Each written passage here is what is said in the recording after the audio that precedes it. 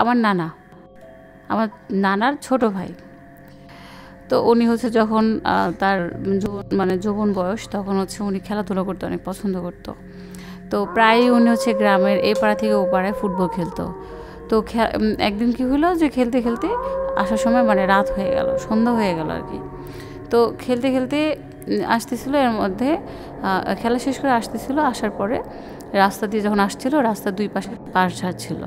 তো এই বাঁশঝাড়ের কারণে রাস্তাটা একদম শুনশান নীরবতা পালন করছিল।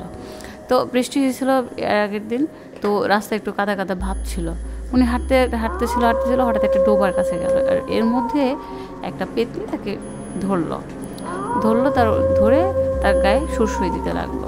উনি বুঝতে পারতেছিল না বিষয়টা, যে কি হচ্ছে তার সাথে।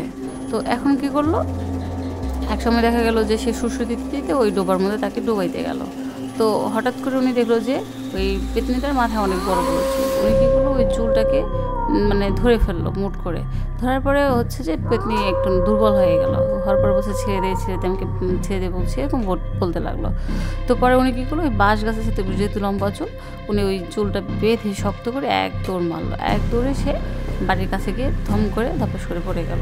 শব্দ শুনে সবাই আশেপাশে দৌড়ে চলে আসলো, এসে বললো যে কে পড়লো, কী হইলো। সবাই এসে দেখলো যে উনি পড়ে গেছে।